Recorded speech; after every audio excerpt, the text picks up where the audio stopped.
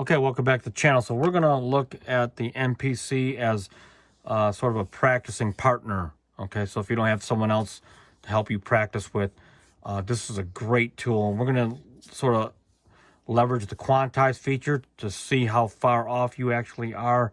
And then we're going to talk a little bit about drum programming in this context. So I'm going to just play to this little sequence here. I got the quantize turned off, and I got the beats set to, I think, 79 in this case.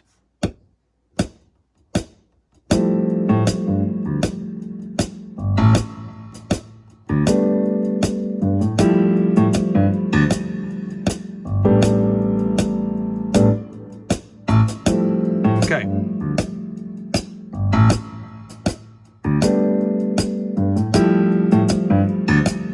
Okay, so now if you look at the MIDI notes, let's see what we can extract out of this.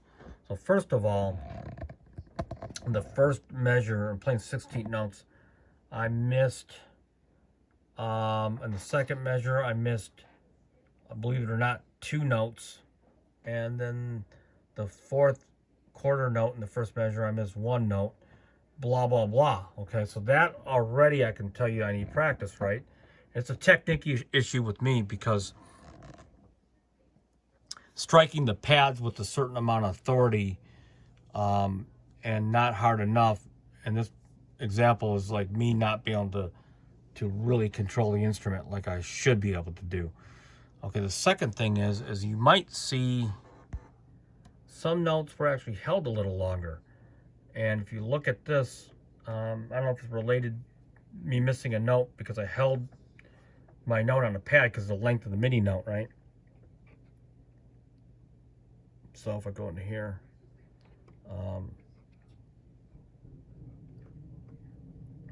you can see the length of the MIDI notes vary. And that tells me from a technique standpoint, I must be resting my hands or fingers on a pad for a little bit longer, which can throw your groove away, by the way. It really can. So these are things that you look at to know that you may need to practice on, okay? My timing seems to be okay, but it's not, as you can see, needs work. All right, so let's go back to here. I'm going to mute this piano track. Okay, so one way of looking at this is if I go and quantize this now, we'll do 100% and watch the quarter notes start to shift, and that's going to tell you how terribly off you really are. Not necessarily terribly off, but how off you are. So I'm going to say do it. Okay, they shifted a little bit, but not a lot. Okay, another way to do it is if you like the feel, this is non-quantized. Okay, if you like the feel and you think I can just tighten it up a little bit, go back to quantize and just take it to a really low percent, like let's say 25%. Okay, only a few notes moved now. They barely moved. So 25%, that tells you how much more you might want to improve in your accuracy overall. You know, just a little bit, right? It's still not quantized, slammed to the grid. You don't really want that anyway, and unless you're doing the kind of music that requires that. So, okay, so, all right, so now one way to tighten up your practicing, I truly believe, after listening to JoJo, or that was actually Benny Greb, drummer, but all the drummers, the great drummers, will practice this stuff conceptually, is that you start, if we're practicing 16th notes,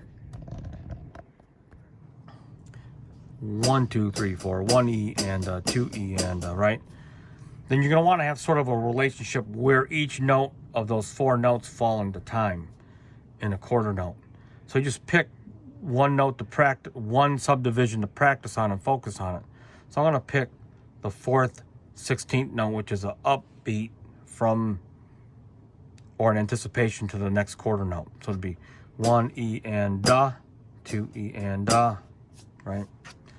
And so as a matter of fact, I'm going to maybe, in this example, displace that note so it comes obvious on this pad.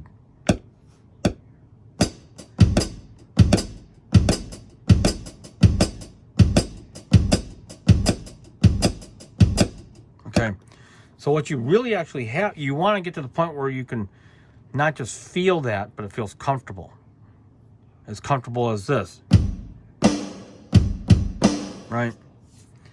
Then you want to get to the point where you can shift your focus off of this note in this example, and then now focus on and shift your focus of hearing on what's going on in the hi-hats. And you'll find out you have like a polyrhythm. You'll have and this.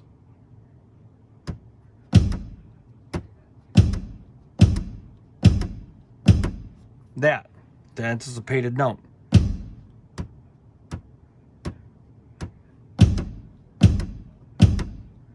Right? Or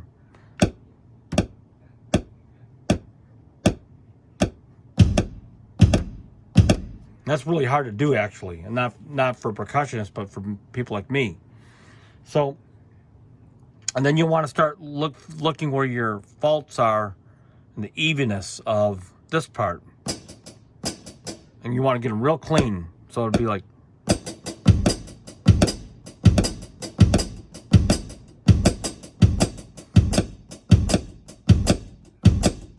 right? And then you do the second 16th note. So it'll be 1 and, or 1 E and 1 E and So it'll be like,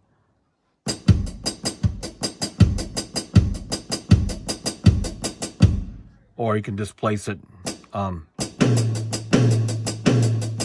right?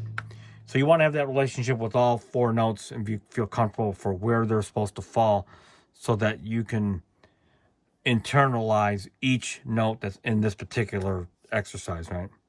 All right, so now let's go back to here. And then you just practice it. This is kind of important. To this little groove which I did in the beginning of the video.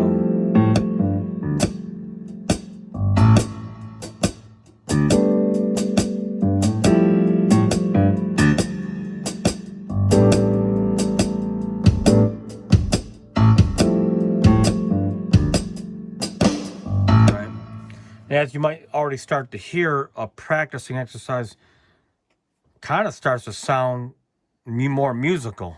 And now that starts to open up sort of the channels for you to create now with this exercise.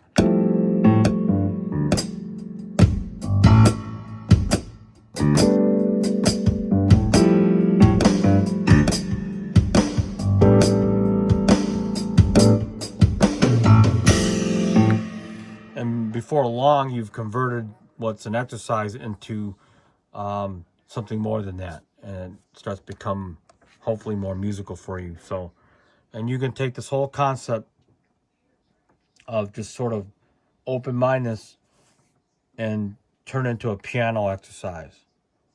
It's really sky's the limit. So hopefully this video, again, is something that you can utilize in your own studio time. And until next time, peace out.